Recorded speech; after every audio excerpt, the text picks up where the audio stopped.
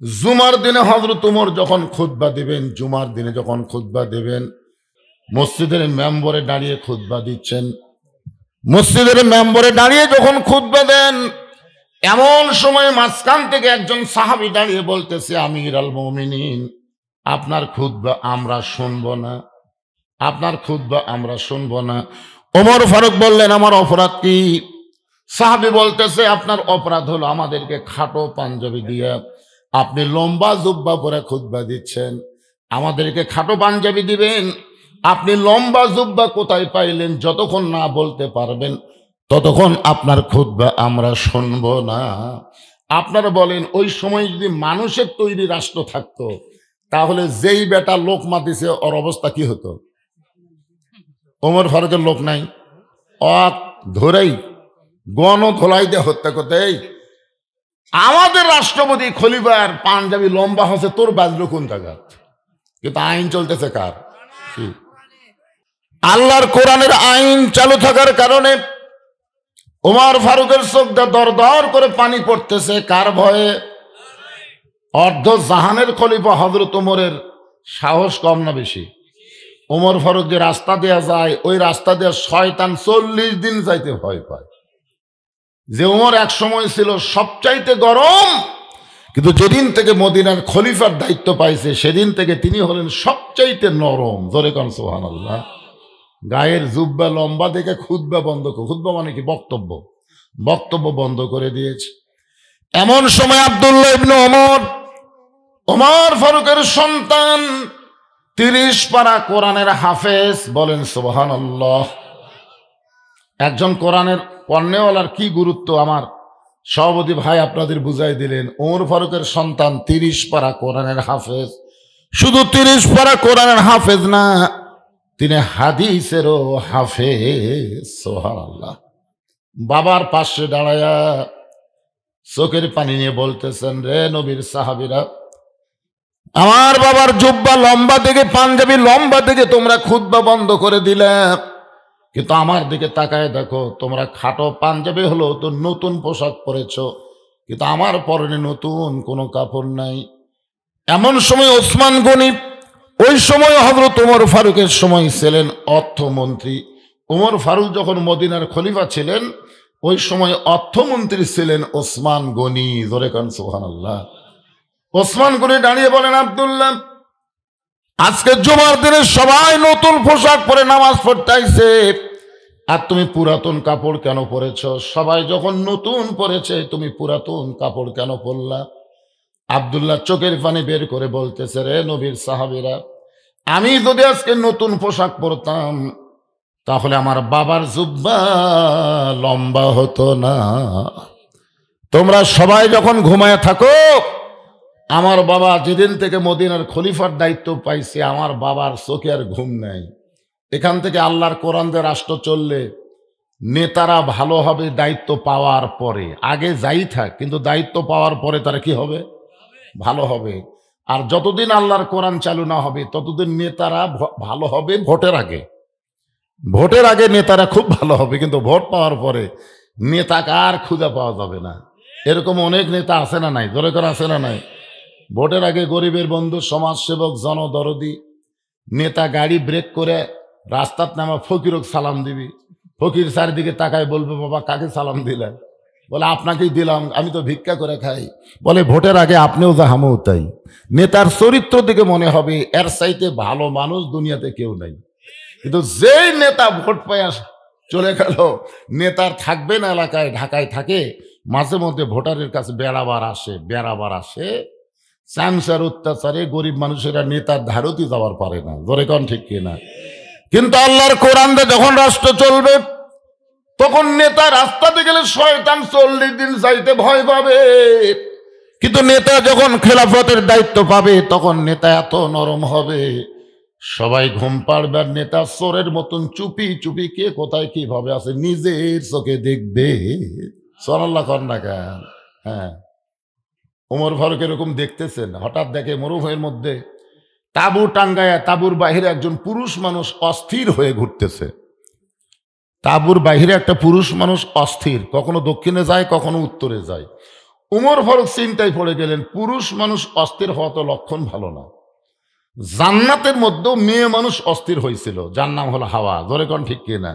আল্লাহ যখন বলেছে ওলা তাকারা বা হাজি সাজারা ফাতাকুনা মিনাজ জালিমিন, ওই গাছের কাছে যায়ও না, এই কথা শোনার পরে অস্থির কে হয়েছে, আদম না হাওয়া? জোরে বলেন। অস্থিরতা নারীদের মধ্যে বেশি হয়, কিন্তু পুরুষের মধ্যে তো এটা হওয়া ঠিক না। ওমর ফারুক চিন্তায় পড়ে গেলেন, এমন অস্থির হয়ে একজন পুরুষ কেন ঘুরতেছে, উত্তর দক্ষিণ করতেছে? ওমর ফারুক তাকে শান্তি দেওয়ার জন্য পৃথিবীর সবচাইতে বড় দোয়া হলো সালাম। পৃথিবীর সবচাইতে বড় দোয়ার নাম কি? এমনকি আপনার যদি কবর জিয়ারত করতে যান, আগে দোয়া পড়বেন না, আগে সালাম দেবেন। যতই দোয়া পড়েন, সালামের চাইতে বড় দোয়া নাই। এই জন্য আমরা কবরবাসীর জন্য কি দোয়া করব? আসসালামু আলাইকুম ইয়া আহলাল কুবুর। এই কবরের মধ্যে যারা শায়িত আছে, আল্লাহ তাদের সকলের প্রতি রহমত নাজিল করুক। সুবহানাল্লাহ বলেন। ওমর ফারুক লোকটাকে শান্তি দেওয়ার জন্য, অস্থিরতা দূর করার জন্য সালাম দিলেন, আসসালামু আলাইকুম ইয়া আব্দুল্লাহ। লোকটা সালামের উত্তর দেয় না। ওমর ফারুক আবার সালাম দিলেন, আসসালামু আলাইকুম ইয়া আখি। লোকটা সালামের উত্তর দেয় না। ওমর ফারুক যখন আবার সালাম দিবার চায়, দুইবার দিছে, তৃতীয়বার যেই দিবার চাচ্ছে, এমন সময় লোকটা বলে, এই মেয়ে, বারবার খালি সালাম দাও কেন? তুমি জানো আমি কি বিপদে আছি? তুমি জানো আমি কি বিপদে আছি? খালি সমানে সালাম দাও। উমর ফারুক বলে, ভাই আপনি তো অস্থির হয়ে আছেন, আপনাকে শান্তি দেওয়ার জন্যে সবচাইতে বড় দোয়া সালাম। বলে, তোমার সালাম দিয়ে আমার কলিজার আগুন লিখবে না? তুমি কি জানো হযরত উমর যখন মদিনার দায়িত্ব পাইছে, আল্লাহর কোরআন দিয়ে যখন রাষ্ট্র চলে, তখন প্রত্যেকটা মানুষের জন্য দিনও যা রাতও তাই। জোরে কোন সুবহানাল্লাহ। ওই লোকটা হযরত উমরকে বলতেছেন যে, তুমি কি জানো উমর ফারুক যখন কোরআন দিয়ে রাষ্ট্র চালায়, তখন প্রত্যেকটা মানুষের জন্য দিনও যা রাতও তাই। আমার গর্ভবতী বউকে নিয়ে আমি অমুক এলাকা থেকে অমুক এলাকায় যাচ্ছিলাম, কিন্তু রাস্তার মাঝখানে আমার বউটার প্রসব ব্যথা যখন বেড়ে গেল, তখন আমি তাঁবু টাঙ্গায়া বউকে তাঁবুর মধ্যে রাইকা বাহিরে অস্থির হয়েছি, ঘুরতেছি যা আমি এখন ধাত্রী পাবো কোন জায়গায়, এখন আমার বউটার প্রসব ব্যথা কেমনে লাঘব হবে, এই চিন্তা যখন করতেছি, তখন তুমি সমানে সালাম দাও। ওমর ফারুক লোকটার কপালের ঘাম মুছে দিয়া বুকের মধ্যে টাইনা নিয়ে কানে কানে বলতেছে, ভাইজান তোমার কোনো চিন্তা নাই, আমার বাড়িতে ভালো একটা ধাত্রীর খবর আছে। সুবহানাল্লাহ কন্যা খান। যে লোকটাকে 3 বার সালাম দিছে, উত্তর না দিয়ে এই মিয়া কইছে, বর্তমানে মেম্বার যদি হয় ওর কান সারতে একটা চড় মারবি। জোরে কোন কথা ঠিক কি না? আর অর্ধ জাহানের খলিফা আল্লাহর ভয়। জোরে বলেন কার ভয়? আর আল্লাহর ভয় কখন শুরু হবে? আল্লাহর কোরআন দিয়ে যখন রাষ্ট্র শাসিত হবে, রাষ্ট্র চলবে। ওমর ফারুক বুকের মধ্যে নিয়ে বলতেছে, আমার বাড়িতে একটা ভালো ধাত্রীর খবর আছে, তুমি একটু ধৈর্য ধরো, কারণ ধৈর্যশীলদের সঙ্গে কে থাকে? কতক্ষণ? সবসময় সব বিষয়ে ধৈর্য ধরা যাবে না। আমরা 54 বছর ধৈর্য ধরছি, ঠিক কিনা বলে? হ্যাঁ, আল্লাহ কোরআনে বলতেছেন, ইন্নাল্লাহা মা'আস সাবিরিন। 15.5 বছর বাংলার জনগণ কিন্তু হাসিনার কুশাসনেও ধৈর্য ধারণ করেছিল। ধরে কোন ঠিক কিনা? কিন্তু 24 সালে ছাত্ররা দেখলো আর ধৈর্য ধরা যায় না। এই ধৈর্য ধরে থাকলে যে ব্যক্তি সাঁতার জানে না, পানির মধ্যে পড়ে পানি খাচ্ছে, এমন সময় এই ধৈর্যের আয়াত পড়ে লাভ হবে না। ধৈর্য বাদ দিয়ে তাকে টেনে তোলা লাগবে, এটাই নিয়ম। ধরে কোন কথা ঠিক কিনা? ঘরে আগুন লাগছে, এখন আপনি পানি ছিটানো বাদ দিয়া ইন্নাল্লাহা মা'আস সাবিরিন ধৈর্যের আয়াত পড়তেছেন, আগুন দিয়ে গোটা এলাকা সারকার হয়ে যাবে। এই সময় ধৈর্য না ধরে আগুন নিভানোর ব্যবস্থা করাটাই সবচাইতে বড় সুন্দর কাজ। জোরে কোন কথা ঠিক কিনা? আল্লাহ বলেছেন, লিয়াবলুয়াকুম আইয়ুকুম আহসানু আমালা। তোমাদের সুন্দর কাজের পরীক্ষা করা হবে, সুন্দর আমলের পরীক্ষা করা হবে, সেইটাই আপনাদের সামনে আলোচনা করা হচ্ছে। ওমর ফারুক এক দৌড়ে বাড়িতে গেলেন। অর্ধ জাহানের খলিফা দৌড়ে দৌড়ে বাড়িতে গেলেন। বাড়ির দরজা গিয়ে ডাক দিলেন, আব্দুল্লাহর মা। ওমর ফারুকের ছেলের নাম কি? আব্দুল্লাহর মা। আব্দুল্লাহর মা বলার সঙ্গে সঙ্গে ঘরের দরজা খুলে গেল। ওমর ফারুক চমকে গিয়ে বললেন, বিবিরে, আমি না হয় খলিফার দায়িত্ব পাইয়া মানুষের ঘুম, আমার ঘুমকে বাদ দিয়া মানুষের দুঃখ কষ্ট সারা রাত দেখি, কিন্তু তোমাকে ডাক দেওয়া মাত্রই তুমি দরজা খুললা, কারণ কি? ডাক দেওয়া মাত্রই তুমি দরজা খুললা। আমি না হয় দায়িত্ব পাইছি, আমি রাতের ঘুমকে হারাম করে দিয়ে মানুষের দুঃখ কষ্ট দেখতেছি, কিন্তু তোমাকে ডাক দেওয়া মাত্রই তুমি দরজা খুললা, কারণ কি? ওমর ফারুকের স্ত্রী বলেন, স্বামী গো, যেদিন থেকে আপনি খেলাফতের দায়িত্ব পাইয়া মানুষের দুঃখ কষ্ট নিজের চোখে দেখা শুরু করেছেন, সেদিন থেকে আমি আর ঘুম পারি না। আমি সারা রাত দরজায় দাঁড়িয়ে থেকে আপনার নিরাপত্তার জন্য আল্লাহর কাছে দোয়া করি। কি বুঝলেন? খালি নেতা ভালো হলে চলবে না, তো নেতার বউ ভালো হওয়া লাগবে। আজকে আমাদের নেতার বউগুলো খারাপ হওয়ার কারণে অধিকাংশ নেতা জেলত ঢুকছে, আর নেতার ওই মারা টাকা দিয়ে বউগুলা ফিল্ডিং মারতেছে। ধরে কোন কথা ঠিক কিনা? আমাদের পাশেই যে নাটোরের সিংড়া উপজেলা, ওই সিংড়ার একজন নেতা ছিল, নাম হলো পলক। ধরে কোন নাম কি? ফান্দে পড়িয়া পলক কান্দে রে। হাজার হাজার কোটি টাকা মারছে। এখন পলকের বউ বেগম পাড়ায় শান্তি করতেছে, আর জুয়ান বয়সে পলক জেলখানার মধ্যে বন্দী হয়ে গেছে। সবসময় পলকের চোখ দিয়ে দরদর করে পানি পড়তেছে। যদি নেতার বউটা ভালো হতো তাহলে কিন্তু নেতার দুর্নীতি করতো না, কারণ দুর্নীতি করার সর্বপ্রথম মানুষের বাধার চাইতে নিজের বউ বাধা দেওয়া লাগবে। জোরে কোন কথা ঠিক কি না? তুমি 10,000 টাকা বেতনে চাকরি করো, আর 12,000 টাকার বাসা ভাড়া করতে গেলাও। হ্যাঁ, বেতন পাও 10,000, বাসা ভাড়া 12,000, তারপরে সমানে গোস্ত মাছ কিনো। এই টাকাগুলো তুমি কোথায় পাও? আগে হিসাব দাও। প্রত্যেকটা বউ যদি এরকম পাই হিসাব নিত, আজকে কোনো মানুষ, পুরুষ মানুষ খারাপ হওয়ার সুযোগ পেত না। জোরে কোন কথা ঠিক কিনা? আর এরা খালি সমানই চাই, সমানই চাই। এখন কি করবি? রডের বদলে বাঁশ দিয়ে ব্রিজ বানায়, বুদ্ধি নেই তো। রাস্তা পিচ করে দিয়ে যাতে পরে আবার পিচ উঠে যায়। কারণটা কি ভাই জান? একটু মনোযোগ দিয়ে শুনবেন। লিয়াবলুয়াকুম আইয়ুকুম আহসানু আমালা, সুন্দর আমলের পরীক্ষা করা হবে, সেইটাকে সামনে নিয়ে কথাগুলো বলতেছি। ওমর ফারুকের বউকে ওমর ফারুক বললেন, জান্নাতে যদি যাবার চাও তাহলে এই এই জিনিসগুলো নিয়ে তাড়াতাড়ি বের হও। এই এই জিনিস মানে একজন গর্ভবতী নারীর বাচ্চাকে প্রসব করাতে যা যা রাখবে তাইগুলো নিয়ে রওনা দাও। ওমর ফারুকের বউ তড়িঘড়ি করে জিনিসগুলো নিয়ে স্বামীর সঙ্গে যখন রওনা দিয়েছে, ওমর ফারুক তাঁবুর অপর পৃষ্ঠা দিয়ে বউকে ঢুকায় দিয়া বাইরে বলতেছেন, ভাইজান কোনো টেনশন করবেন না, আমি ভালো ধাত্রী তাঁবুর মধ্যে ঢুকায় দিছি, আল্লাহ তাআলা অবশ্যই দয়া করবেন। কিছুক্ষণ পরে ওমর ফারুকের বিবি বলে, স্বামী গো, ইয়া আমিরুল মুমিনিন, আপনার বন্ধুকে খবর দেন তার বিবি এবং বাচ্চা দুইজনই সুস্থ রয়েছে। আপনার তো সুবহানাল্লাহ বললেন, কিন্তু ওই লোকটার খবর কি? যে বউ বলছি আমিরুল মুমিনিন, ওই আর আছে? ওমর ফারুক তাকায় দেখে মাটিতে পড়ে গেছে। যে ওমর রাস্তাতে গেলে শয়তান 40 দিন যায় না, সে উমর পর পর 3 বার সালাম দিল। আমি সালামের উত্তর না দিয়ে তার সঙ্গে খারাপ ব্যবহার করলাম, আর তারই বউকে দিয়ে আমার বিবির প্রসব ব্যথা দূর করে দিয়েছে, বাচ্চা খালাস হয়ে গেছে। মাটিতে পড়ে লোকটা যখন কাতরায়, এমন সময় উমর ফারুক এক টানে লোকটাকে বুকের মধ্যে নিয়ে কপালে একটা চুমো দিয়ে বলে, ভাইজান, আমি আর সেই ওমর নাই, আগে ছিলাম গরম, দায়িত্ব পাওয়ার পরে আমি হলাম সবচাইতে নরম। আব্দুল্লাহ বলে, রে নবীর সাহাবীরা, তোমরা সবাই যখন ঘুমাও, এমন সময় আমার বাবা ঘুমায় নাই, চুপি চুপি আমার দরজায় সে ডাক দেয়, আব্দুল্লাহ। আব্দুল্লাহ বলে, আমি আব্দুল্লাহ দরজা খুলে দেখি বাবার হাতে একটা পাঞ্জাবি। আমি খুশি হয়ে বললাম, বাবা, বাইতুল মাল থেকে আমার একটা পাঞ্জাবি দিল, আপনি গভীর রাতে আর একটা দিবার আইছেন, নেতার বেটা হওয়ার মধ্যে লাভই আছে। একটা পাঞ্জাবি তো আমি পাইছি বাবা, আর একটা দিবার আইছেন। সঙ্গে সঙ্গে ওমর ফারুক আল্লাহর কোরআন থেকে তেলাওয়াত করলেন, ইন্নাল্লাহা ইয়ামুরুকুম আন তুআদ্দুল আমানাতি ইলা আহলিহা ওয়া ইযা হাকামতুম বাইনান নাস আন তাহকুমু বিল আদল। আল্লাহু আকবার।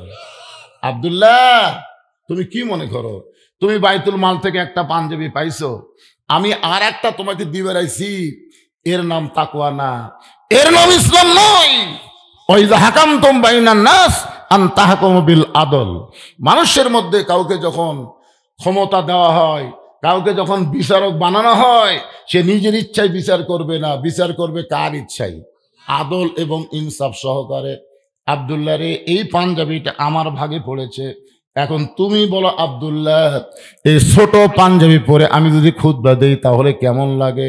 কারণ মুসল্লির পাঞ্জাবি ছোট হলে কোনো সমস্যা নাই, ইমামের পাঞ্জাবি ছোট হলে সবাই নাক সিটকাই। কি সিটকাই? আচ্ছা, ইমামের দাড়ি যদি এক মুষ্টির নিচে হয়, আমাকে একজন ফতুয়া আছে যে হুজুর ইমামের দাড়ি যদি এক মুষ্টির কম হয় তার পাশে কি নামাজ হবি? তা আমি কইলাম, কে রে ভাই, তুমি দাড়ি কেমনি মাপলে? ইমামকে তোমার দাড়িতে হাত দিবার দিছে? না হুজুর, ইমাম যখন খুতবা দেয় তখন আমি দূর থেকে মুডটা আন্দাজ করে ওর দাড়ির দিকে খেয়াল করছি, আমার মনে হয় মুটের চাইতে একটু ছোটই আছে। তো যেই দেশে মুট দেয়া দাড়ি মাপে ইমামের, সেই দেশের তেল তেলা মানুষ কোনোদিন জাতীয় ইমাম হওয়ার পারে? কারণ পারে। কিন্তু বাংলাদেশের একজন নেতাকে আরেকজন তেল দেওয়ার নেতা, ধরে কোন কি দেওয়ার নেতা, তেল দেওয়ার নেতা বলেছে জাতীয় ইমাম। আরে পাগলা, জাতীয় ইমাম না, জাতীয় নেতা কও। জাতীয় ইমাম যাকে তাকে বানালে বাংলার মানুষ মানবে না। ধরে কোন কথা ঠিক কিনা? ওমর ফারুক বলতেছেন, তোর পাঞ্জাবিটা আমাকে দান করে দে, তোর পাঞ্জাবি আমার পাঞ্জাবি একত্র করে আমি লম্বা জুব্বা বানায় খুতবা দিবার চাই। আব্দুল্লাহ বলে, গভীর রাত্রে আমার পাঞ্জাবির অংশটুকু আমার বাবাকে দান করে দিলাম, বাবার পাঞ্জাবি আমার পাঞ্জাবি একত্র করে লম্বা জুব্বা বানায় বাবা খুতবা দেয়। এখন বলো বাবার খুতবা শোনা যায় কিনা যায়? সমস্ত সাহাবীরা চিল্লায় বলে, আল্লাহর কোরআন দিয়ে যখন রাষ্ট্র চলবে এমন মুত্তাকি নেতা মুসলমানেরা দেখতে পাবে। সুবহানাল্লাহ না কেন? আল্লাহর সেই কোরআন থেকে আমরা আলোচনা শুনতেছি, একটু মনোযোগ দেবেন। সুন্দর আমল শুধু পুরুষের জন্য না, কোরআন দিয়ে যখন রাষ্ট্র চলবে তখন নারীরাও আল্লাহর কোরআনের সুন্দর আমল করবে। নারীদের 1 নম্বর সুন্দর আমলের নাম হলো পর্দা। আল্লাহ রাসূল ফাতেমার ঘরের মধ্যে গিয়ে দেখেন ফাতেমা মুস্কি মুস্কি হাসতেছে। রাসূল বলে, ফাতেমা, তোমার কি কখনো মনে হয় তোমার বাবা বিশ্ব নবী হওয়ার কারণে আল্লাহ তোমাকে জান্নাত দিবে? তোমার কি কখনো মনে হয় তোমার বাবা বিশ্ব নবী হওয়ার কারণে আল্লাহ তোমাকে জান্নাত দিবে? ফাতেমা বলতেছে, বাবা, আমার সব সময় মনে হয় আমার বাবা বিশ্ব নবী, শ্রেষ্ঠ নবী, ইমামুল আম্বিয়া, ইমামুল মুরসালিন, এই খাতিরে আল্লাহ আমাকে জান্নাত দিবে। নবীর সঙ্গে সঙ্গে ফাতেমার হাতে একটা ঝাঁকি দিয়ে বললেন, মা, তুমি বড় ভুল বিশ্বাসের মধ্যে রয়েছো। তোমার বাবা বিশ্ব নবী হওয়ার কারণে আল্লাহ তোমাকে জান্নাত দিবে না। জান্নাতে যদি যাবার চাও তাহলে আল্লাহর 4টা আমল করে তোমাকে জান্নাতে যাইতে হবে। 4টি আমল যদি করতে পারো ফাতেমা, আল্লাহ খুশি হয়ে 8টা জান্নাতের দরজা খুলে দিবে, যে কোনো দরজা দিয়ে তুমি জান্নাতে যাইতে পারবা। ঈমান গ্রহণ করার পরে সুন্দর আমল মেয়েদের জন্য মাত্র 4টা। ধরে বলেন কয়টা? আমার মায়েরা যারা পর্দার অন্তর আছেন একটু মনোযোগ দিয়ে শুনবেন। সুন্দর আমলের পরীক্ষা হবে, আল্লাহ করবে। মেয়েদের 1 নম্বর আমল হচ্ছে 5 ওয়াক্ত নামাজ আদায় করা লাগবে। 5 ওয়াক্ত নামাজ, 24 ঘন্টায় নামাজ পড়া লাগবে না, 24 ঘন্টার মধ্যে 5 বার। জোরে বলেন কয়বার? 5 বার। 5 ওয়াক্ত, ওয়াক্ত মানে সময়। 24 ঘন্টার মধ্যে মেয়েরা 5 ওয়াক্ত নামাজ পড়লে নামাজের হক আদায় হবে। 12 মাস রোজা রাখা লাগবে না, শুধুমাত্র রমজান মাসে রোজা রাখলে রোজার হক আদায় হবে। রাসূল বললেন, স্বামীর খেদমত করবা, কিন্তু স্বামীর খেদমত সবসময় করা লাগবে না। স্বামী যখন খেদমত চাবে তখন স্বামীর খেদমত করা লাগবে। আমার মায়েদের জন্য বলতেছি, সবসময় স্বামীর খেদমত করা লাগবে। কথা কয় না? লাগবে। স্বামী যখন চাবে তখন খেদমত করা লাগবে। অতি ভক্তি চোরের লক্ষণ। দেখবেন আপনার বউ যদি হঠাৎ করে দিন আপনার বেশি বেশি খেদমত করে, তাহলে বুঝবেন হয় আপনার ভাইয়ের বিরুদ্ধে, নয় আপনার মায়ের বিরুদ্ধে, নয় আপনার বাপের বিরুদ্ধে, নয় আপনার বোনের বিরুদ্ধে, মানে আপনার যারা রক্তীয় তাদের বিরুদ্ধে কথা বলবে। যেদিন দেখবেন বেশি বেশি খেদমত করে বুঝবারই পারবেন এই দিন একটা অন্যায় প্রস্তাব দিবে। এই জন্যে মেয়েদের বেশি খেদমত করার দরকার নাই। স্বামী যদি খেদমত চায় তাহলে স্বামীর খেদমত করবা, ওয়াজাতা স্বামীর খেদমতের কোনো দরকার। কথা বুঝলেন না? অনেক বউ আছে দেখেন, আমারও তো বউ আছে, আমি হুজুরের বউ নাই। হঠাৎ দেখবেন খেদমত বেশি করতেছে, সেই দিন বুঝবেন আমার কানে কানে বলবে আজকে আব্বা আসবে গো, আজকে আব্বা আসবে। আব্বা আবার ছোট মাছ ছাড়া খায় না, আব্বা আবার দেশি কই ছাড়া খায় না, আব্বা ইলিশ পছন্দ করে, আব্বা এশিয়ার দই মিষ্টি খায়, এইরকম নানা ধরনের কথা। মানে পাও টিপতেছে, কপাল টিপতেছে, আর এই ফিস ফিস করে বলতেছে। আমি বললাম, ঠিক আছে সবই আনবো, তুমি যখন বলতেছে। আমার শ্বশুর তো আর সবসময় আসে না, মাঝে মধ্যে আসে। আমি সবগুলো কিনে এনে বউকে তখন দিলাম। বউ আমার শ্বশুরকে খাওয়াচ্ছে, আমার শ্বশুর খাবারই চাচ্ছে না, কারণ কি তোর এটা আর আসবাই মন চায় না, খালি খাওয়া, এত খাওয়া যায়। আমার বউ খালি বারবার বলতে, তার এক টুকরা খান আব্বা, আর এক টুকরা খান। বল যে শান্তি হয়ে গেল। আসলে তাই, মেয়েরা তার বাপকে ভালোবাসে, কিন্তু আমার বাপ যখন আসে তখন আমার কানত তো কোনোদিন ফিসফিস করে কয় না আজকে আমার শ্বশুর আসবে গো, আমার শ্বশুর দেশি মুরগি খায়, আমার কোনোদিনও কয়নি। বরং আমার বাপ আসলে দেখি তার সামনে এমন কিছু দিছে যেটা আমার বাপ পছন্দই করে না। এই জন্য আমার মা বোনদের জন্য বলবো, মা স্বামীর খেদমত করবেন। যখন স্বামী খেদমত চাবে, আল্লাহ নবী বলেন, ফাতেমা মেয়েদের সবচাইতে গুরুত্বপূর্ণ আমল হলো পর্দা, মেয়েদের সবচাইতে গুরুত্বপূর্ণ আমল হলো এই পর্দা। এই পর্দা যদি না থাকে, মেয়েদের একটা আমলও আল্লাহর দরবারে কবুল হবে না। মেয়েদের সবচাইতে গুরুত্বপূর্ণ আমলের নাম কি? আচ্ছা আপনারা বলেন তো, এই পর্দার ব্যবস্থা কে করবেন? বউ নিজে করবে না স্বামী করার লাগবে? কে করবে? বউ নিজেই করবে।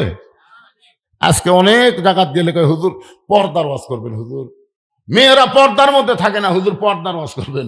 আরে পর্দার ওয়াজ করলে ধরা খাবে আগে পুরুষ মানুষ, কারণ রাসূল বলেছেন আর দায়ুসু লা ইয়াদখুলুল জান্নাহ, দায়ুস কোনোদিন জান্নাতে যাবে না। দায়ুসকে? দায়ুস হলো ওই সকল পুরুষ যাদের অধীনে নারীরা পর্দা করে না। তাহলে আপনার অধীনে আপনার বউ আছে না নাই? আপনি বলেন তো, আপনার বউ যদি মরে যায়, আপনি বেঁচে থাকতে আপনার বউ যদি মারা যায়, আপনি কয় কাপড় দিবেন?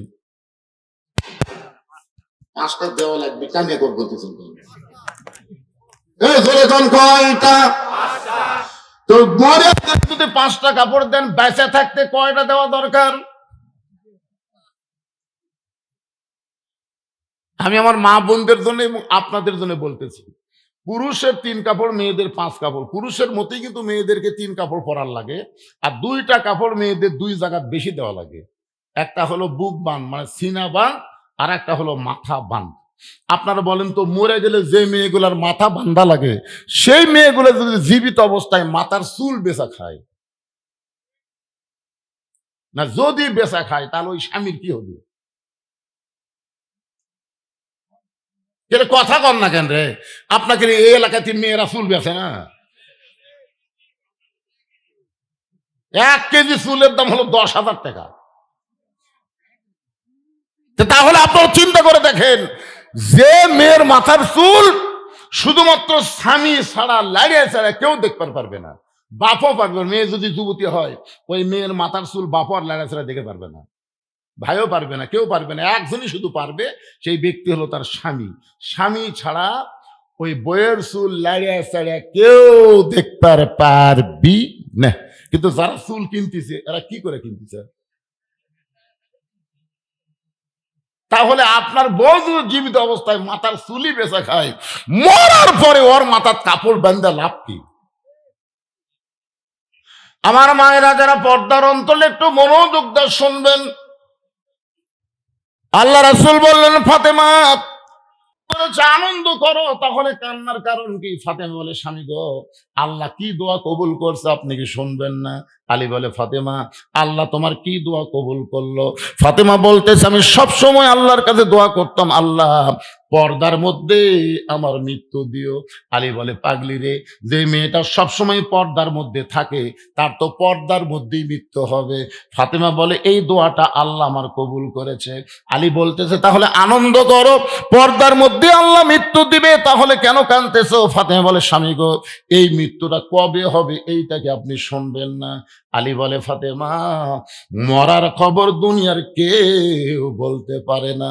ফাতেমা বলতে, স্বামী গো, এটা আমিও জানি, মরার খবর কেউ বলতে পারে না, কিন্তু কিছুক্ষণ আগে আল্লাহ পাক আমাকে জানাইছে আজকে গভীর রাত্রে ফাতেমার মৃত্যু হবে।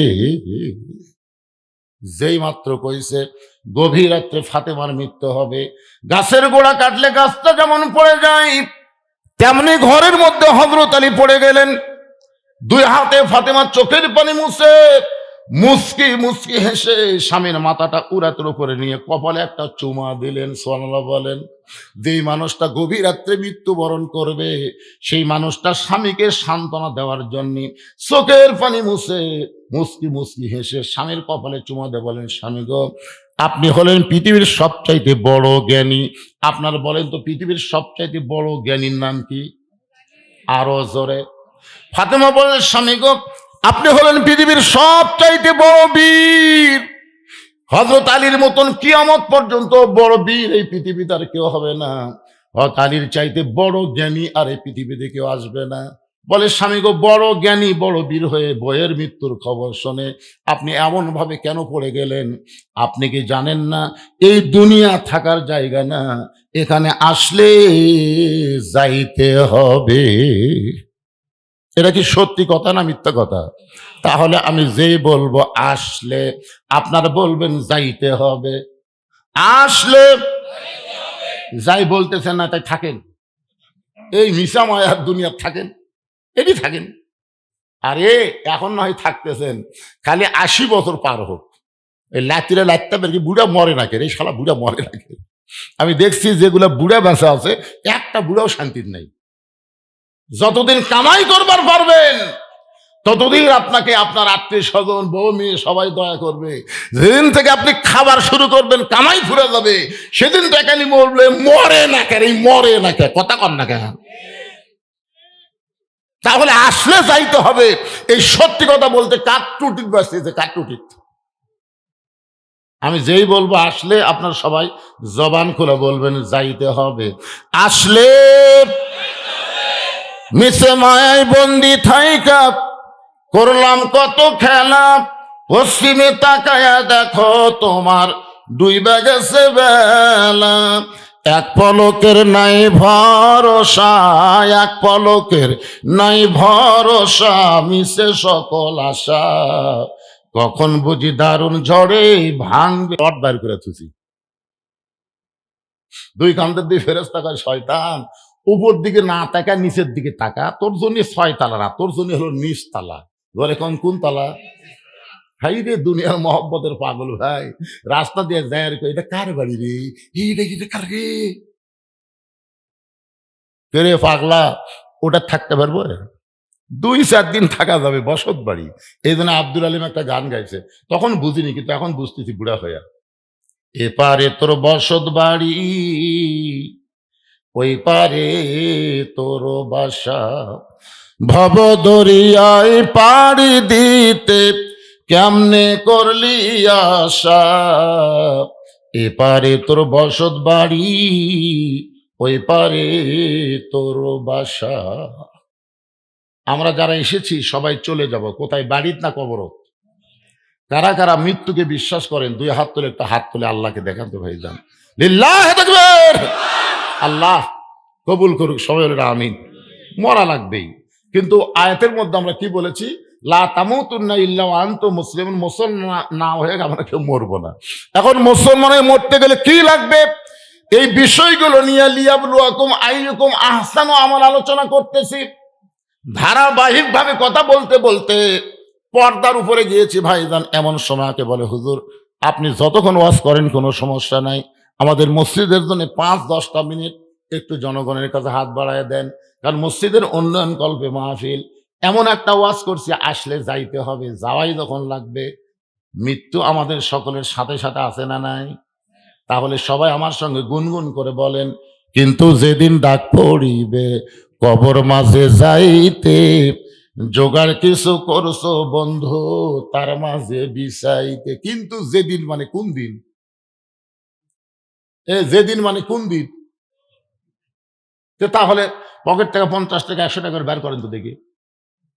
আজকে যেটাই দিবেন এটাই হলো কবরের পাথেয়। এটাই আপনার আল্লাহর ঘরে দান করতেছেন। দান করা ছাড়া একজন যদি লাভ দেয় ওঠেন, ওই মরার আগে প্যারালাইসিস হবে রে, লাভ তো উঠবেন কেন? এতক্ষণ খালি সমানে বসেছেন, উঠবেন না উঠবেন না। আপনাদের কাছে ব্যাগ লে যাও, এই ব্যাগলা ফেরি কোথায়? ব্যাগ লে যাও, এই ব্যাগলা নামো। 10 টাকা 20 টাকা 50 টাকা 100 টাকা যিনি যা পারবেন আল্লাহর হস্তে আল্লাহর ঘর মসজিদের উন্নয়ন কল্পে দান করবেন। আল্লাহর ঘরে যে দেয় আল্লাহ তার জন্য জান্নাতে একটা ঘর বানায় দেয়। আপনি দুনিয়া থেকে জান্নাতের ঘর বানাবেন, এটা কি আর কি মনে করতেছেন? এই জন্য পৃথিবীর শ্রেষ্ঠ দান মসজিদে দেওয়া। সবাই দেন, সবাই দেন। 10 পারেন, 10টা টাকা আপনাদের কাছে নাই, 10 20 50 100 যে যা পারবেন আল্লাহর কাছে দান করবেন। সবাই আল্লাহকে দান করবেন, মসজিদের জন্য আল্লাহর হস্তে দান করবেন। আমার মায়েদের কাছে যাবেন, মায়েদের ওয়াজ কেবল শুরু করছে রে, মায়েদের কাছে যাবেন, মায়েরাও দান করবে ইনশাল্লাহ। এখানে বিজ্ঞাপনে অনেক মহান ব্যক্তিদের নাম আছে অতিথি হিসাবে, তারা সব দিছে না দিবে?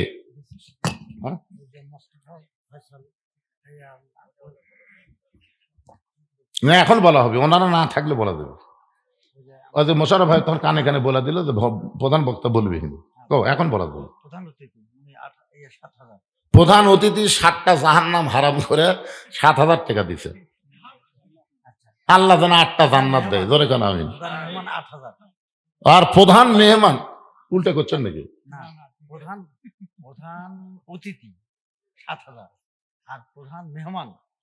প্রধান মেহমান ডক্টর ফয়সাল, উনি দিয়েছেন 8,000। আল্লাহ যেন 8টা জান্নাতের মালিক বানায়, জোরে কেন আমিন। কে রে এর নিচে নামে গেল রে? ঠিকই আছে তো? ঠিক আছে তো? ঠিক আছে, আচ্ছা ঠিক আছে। এই 2 জনের তো পাওয়া গেল 8 7 15,000। নিচে যেগুলো আছে বরেণ্য অতিথি, এরা এরা খবর কি? এরকে দিয়েছে তাই না? কম বেশি সবাই দিয়েছে ইনশাল্লাহ। আপনারা একটু দিয়ে দেন ভাই। আপনাদের মধ্যে এমন কোনো আল্লাহর বান্দা নাই যে ব্যাগের মধ্যে না দিয়ে বক্তার হাতে 500 টাকা দিব আল্লাহর ঘরের জন্য, 500 1000 দিব, এরকম নাই?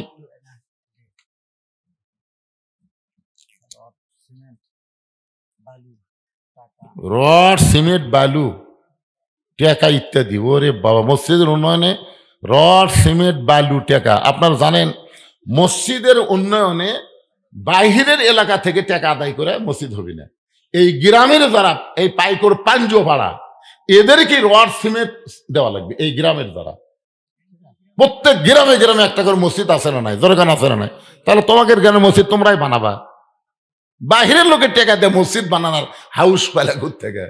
বাইরের লোকেরা টেকা দিলে চট হবি, কার্পেট হবি, মসজিদ হবি না। বাইরের লোকেরা যে টেকা দিবি চট হবি, চট শীতের দিনে একটা কার্পেট হবি, কিন্তু মসজিদের ছাদ ঢালাই বাইরের লোকের টেকা দেয়। এই গ্রামের লোক কোথায় রে?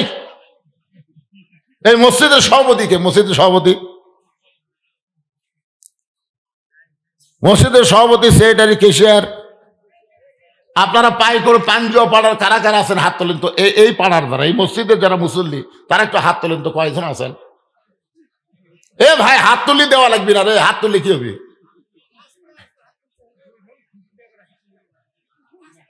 এ বাবা, এই একজনের সামনে আসো তো, টাকাটা ধরে লো। আচ্ছা বাহিরের কারা কারা আছেন তারা হাত তোলেন তো, যারা বাইরের। তো সব লোক বাইরের থেকে যাচ্ছে, মসজিদ কি দেওয়া বিরাট?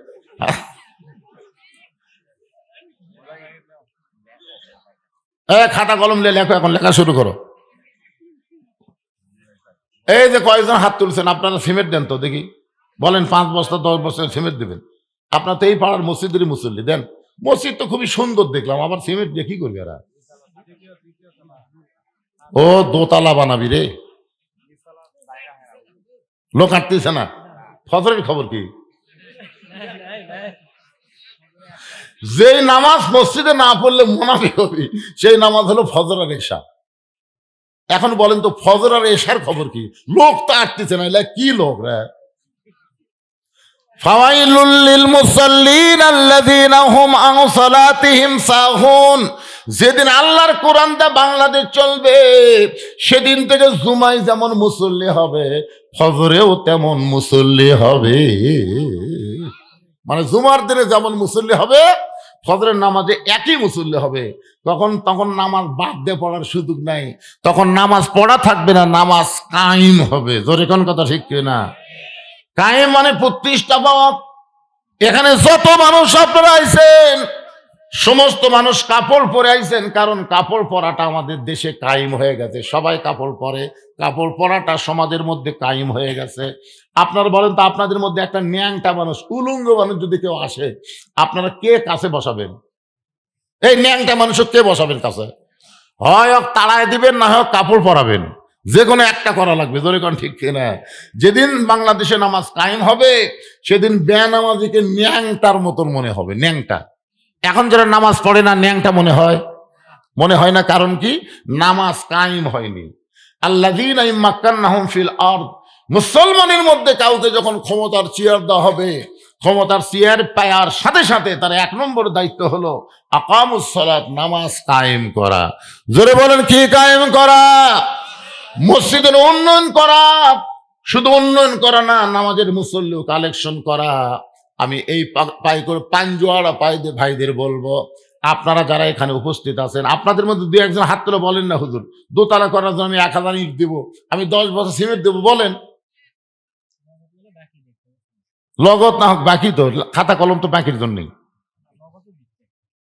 লগত কে দিল? না, এই 500 টাকা দিচ্ছে, এটা এই পাড়ার লোক না, বাইরের লোক, পাই করে লোক। বর্তমান মেম্বার তো রানিং মেম্বার, এটা কি দিলেন? ও আচ্ছা, এই ওয়ার্ডের না। হ্যাঁ, এ ওয়ার্ডের লয়, এ ওয়ার্ডের মেম্বার দাওয়াত দেয়নি, দাওয়াত দিতে আসেনি। একটা লোক এখানে কয়টা হাত তুললো, আপনার কিছুই কর না যায়। কারণ বলেন বলেন, দোতলা করবে, বুঝেন না? কে শরীফুল? কোনটা সেটা? তো শরীফুল চেনে না, এই গ্রামের ছেলে। শরীফুল ইসলাম 2000 টাকা পাই করে পাঞ্জু পাড়া। ধরে বলেন মারহাবা। এই শরীফুলের সাথে তাল লাগায় আর একজন বলেন, হুজুর আমিও 5000 দেবো। একটু বলেন বলেন, আল্লাহর রাস্তায় বলেন। হ্যাঁ, রড দেন, রড দিবে। আচ্ছা 10 কেজি রড দেন তো, আপনি নাম লেখান 10 কেজি দিয়ে। বলেন বলেন বলেন।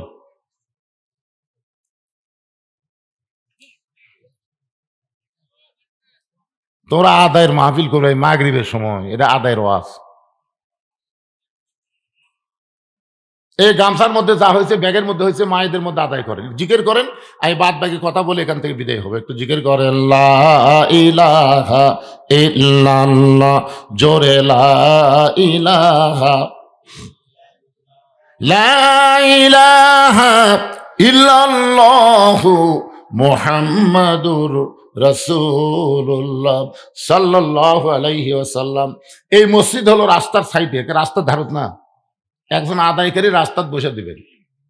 রাস্তা দিয়ে যত ভ্যানওয়ালা যায়, এরকে কলজা বড়। আমি দেখছি গাড়ি মোটর সাইকেল নিয়ে যাচ্ছে, থামায় না, কিন্তু ভ্যানওয়ালা থামা 10 টাকা দেয়। শোনেন, আল্লাহর গরিব বান্দাদের অন্তর আল্লাহ বড় করে দিচ্ছে। এদের দ্বারাই আপনাদের মসজিদ দোতলা হবে।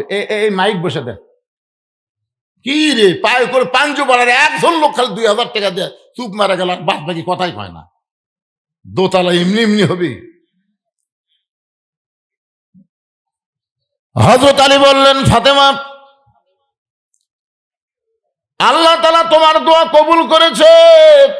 ফাতেমা বলতেছেন, কি দোয়া সেইটা কি শুনবেন না? একটু আগে থেকে বলতেছি। ফাতেমা বলে, স্বামী গো, আল্লাহ পাক আমাকে জানাইছে আজকে গভীর রাত্রে ফাতেমার মৃত্যু হবে। গাছের গোড়া কাটলে গাছটা যেমন পড়ে যায়, হযরত আলী তেমনি পড়ে গেলেন ঘরের মাঝে। সঙ্গে সঙ্গে ফাতেমা চোখের পানি মুছে মুচকি হাসি দিয়া স্বামীর মাথাখানা উরাতের মধ্যে নিয়ে কপালে একটা চুম্বন দিয়ে বলে, স্বামী গো, এমন করে আপনি পড়েছেন কেন? আপনি কি জানেন না আপনি হলেন পৃথিবীর সবচাইতে বড় জ্ঞানী, সবচাইতে বড় বীর।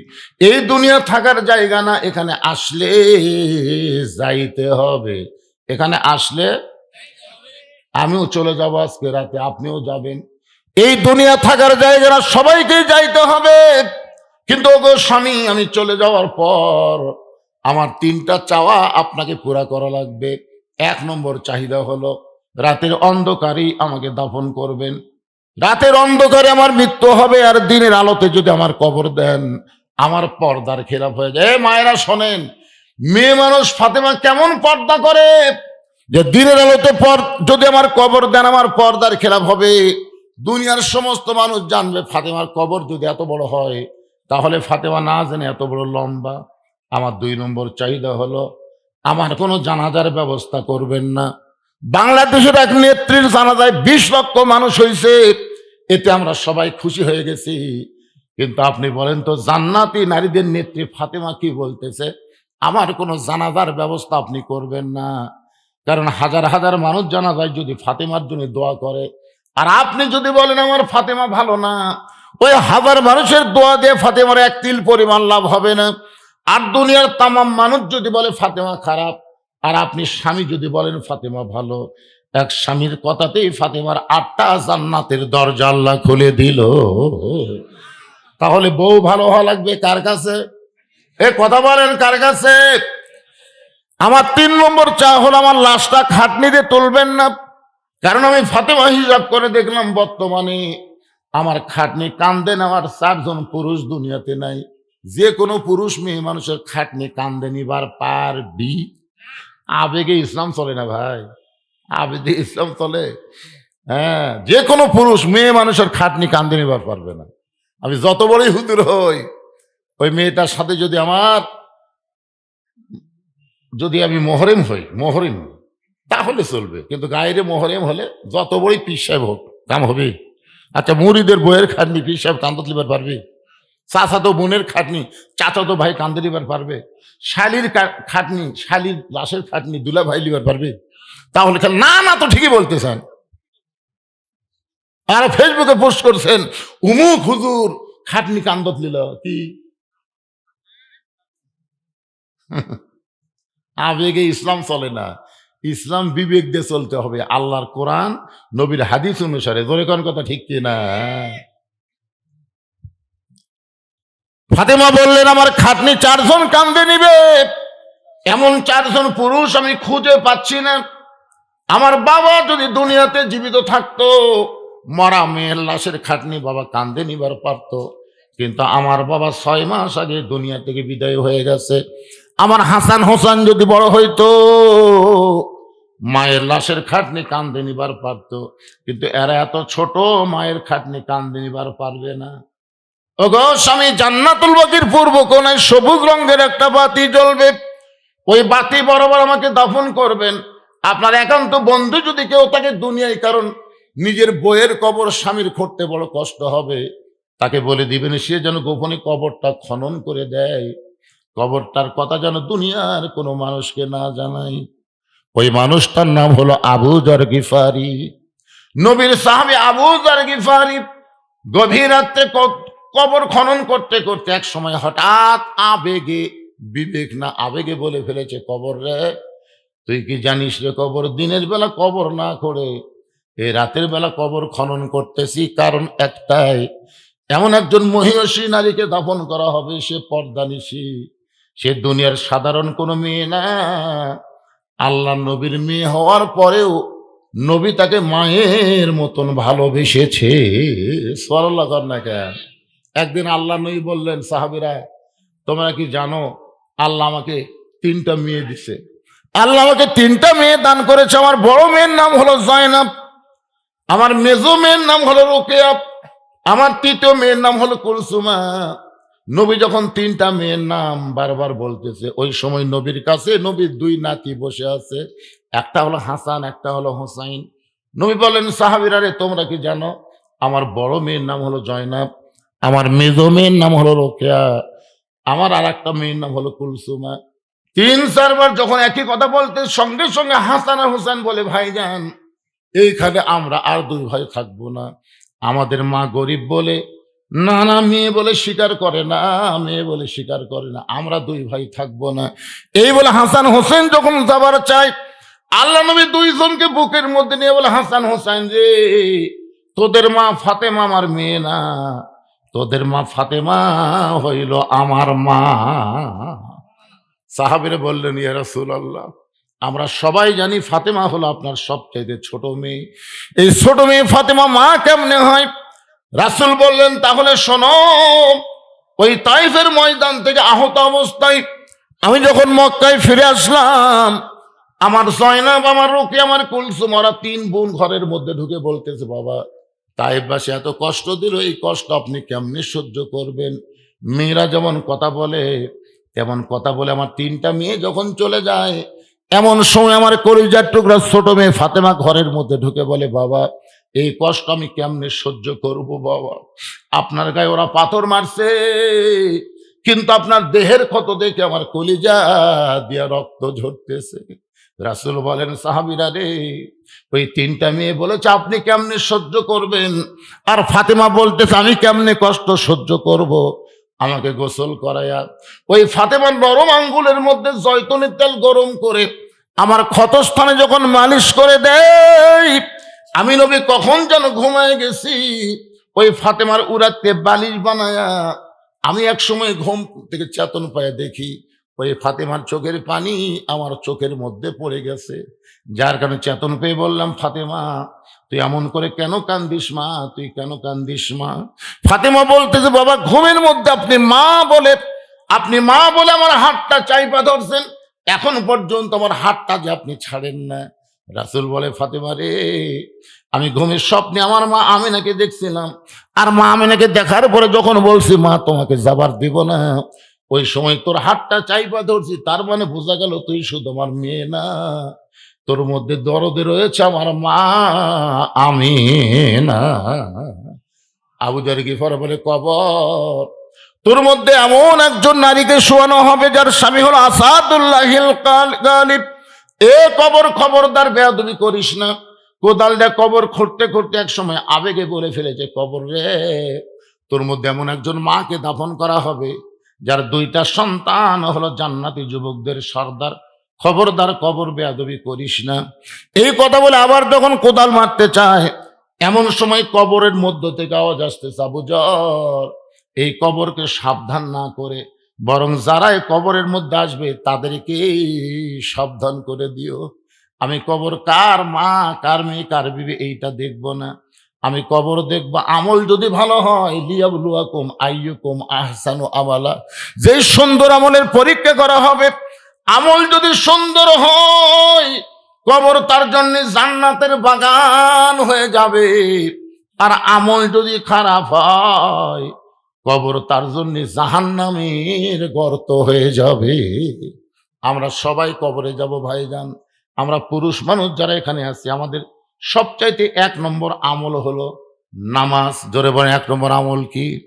আপনি যখন নামাজ নিয়ে, মনে করেন আপনি এশার নামাজ পড়ছেন, ফজরের আগে আপনার মৃত্যু হয়ে গেল, আপনি ফজর নামাজ পড়ছেন, জোহরের আগে আপনার মৃত্যু হয়ে গেল, আপনি নামাজ নিয়ে কবরে গেলেন, কবরে মুনকির নাকির প্রথম এসে কি প্রশ্ন করবে? মান রব্বুকা প্রশ্ন করবে। যখন আপনাকে প্রশ্ন করবে মান রব্বুকা, তোমার রবকে, আপনি তো শুয়েই থাকবেন, আপনার পক্ষে নামাজ দাঁড়িয়ে যাবে, নামাজ দাঁড়িয়ে বলবে, এই মুনকির নাকির, কাকে রব সম্পর্কে প্রশ্ন করতেছ? বলে, যাই শুয়ে আছে তাকে প্রশ্ন করতেছি। তাহলে আমি কে? বলে, আপনি কে? আমি তো জানি না। আরে পাগলা, আমি হলাম ওই ব্যক্তির নামাজ যাকে রব সম্পর্কে প্রশ্ন করতেছ। ও সারা জীবন কত রাকাত নামাজ পড়ছে তোমরা হিসাব জানো? মুনকির নাকির কয়, আমরা তো হিসাব, প্রতিদিন কয় রাকাত নামাজ পড়ছে হিসাব জানিস? প্রতিদিন 5 ওয়াক্ত পড়ছে, কয় রাকাত পড়ছে? তো 17 রাকাত হলো ফরজ, সুন্নত 12 রাকাত, বেতের 3 রাকাত, নফলতা আছে। এত হিসাব মুনকির নাকির জানে? তখন ভাই, আমরা মান রব্বুকা প্রশ্ন করতেছি আর তুমি নামাজের রাকাতের হিসাব? আরে পাগলা, মসজিদে গিয়া নিয়ত করার সাথে সাথে আল্লাহ আকবার কয়ে কি শুরু করছে? আলহামদুলিল্লাহ রব্বিল আলামিন। তারপর রুকুত যা বলেছে সুবহান রব্বিয়াল আযীম, সেজদায় গিয়ে বলেছে সুবহান রাব্বিয়াল আলা। তাহলে এতবার রব রব রব রব করে দুনিয়ার থেকে কেবল আসে কবরের মধ্যে একটু আরামের ঘুম দিছে, আবার রব, আবার রব। মুনকির নাকির কয় আল্লাহ তোমার বান্দাকে মান রব্বুকে প্রশ্ন করার সাথে সাথে নামাজ যে খেপা খেচ্ছে আমরা এখন করব কি? আল্লাহ বলে যে নামাজ নিয়ে কবরত আছে, তার শুধু রবের উত্তর না সব উত্তর হয়ে গেছে। ধরে কর সুবহানাল্লাহ। এই জন্য ভাইজান এই রজব চাঁদে আল্লাহ নবীকে নামাজ দিয়েছে, নামাজ পাইছে নবুয়তের 10ম বছরে। এরপরও নবী 3 বছর মক্কায় ছিল, নামাজ কায়েম করতে পারেনি, নামাজ কায়েম করতে পারেনি। নামাজ চোরের মতন পড়িছে। নবী এক সময় আল্লাহকে বলল, আল্লাহ আপনি যত জায়গায় নামাজের কথা বলেছেন প্রত্যেক জায়গায় বলেছেন আকিমুস সালাত, নামাজ কায়েম করো, কিন্তু মক্কার যে পরিবেশ নামাজ তো কায়েম হচ্ছে না। আল্লাহ বললেন আপনি হলেন ইমাম আর আবু জেহেল হলো নেতা। যেই দেশে ইমাম ভালো হবে, জালেম নেতা হবে, ওই দেশে নামাজ পড়া লাগবে, নামাজ কায়েম হবে না। যতদিন বাংলাদেশে ইমাম ভালো থাকবে, জালেম নেতা হবে, ততদিন বাংলাদেশেও নামাজ কায়েম হবে না। বরং যিনি ইমাম হবে তাকেই নেতা হওয়া লাগবে, তাহলে আগামীতে বাংলাদেশে নামাজ কায়েম হবে। জোরে কোন কথা ঠিক না? মসজিদের উন্নয়নে মাহফিল মানে কি? নামাজ কায়েম করার মাহফিল করা লাগবে। সবচেয়ে সুন্দর আমল হলো আল্লাহ যেন বাংলাদেশে নামাজ কায়েমের একটা সুব্যবস্থা করার তৌফিক দিয়ে দেয়। সব দেখা হলো শেষ। আগামীতে আমরা দেখতে চাই আল্লাহর কোরআনের নামাজ কায়েমের বাংলাদেশ। কারা কারা দেখতে চান আল্লাহকে একটু হাত দেখান তো দেখি। লিল্লাহি তাকবীর। হাত নামান, হাত নামান, হাত কেউ কেউ আবার আরে যেভাবে তুলছেন তার ইমানও সেই রকম, অসুবিধা কি? টান টান করে তুলো। মান সাআলাল্লাহু তাআলা আশ-শাহাদাতা বিসিদকিন বাল্লাগাহুল্লাহু মানাজিলা শুহাদা ওয়া মাতা আলা ফিরাশিহি, রাওয়াহুল বুখারী কিতাবুল মাগাজি।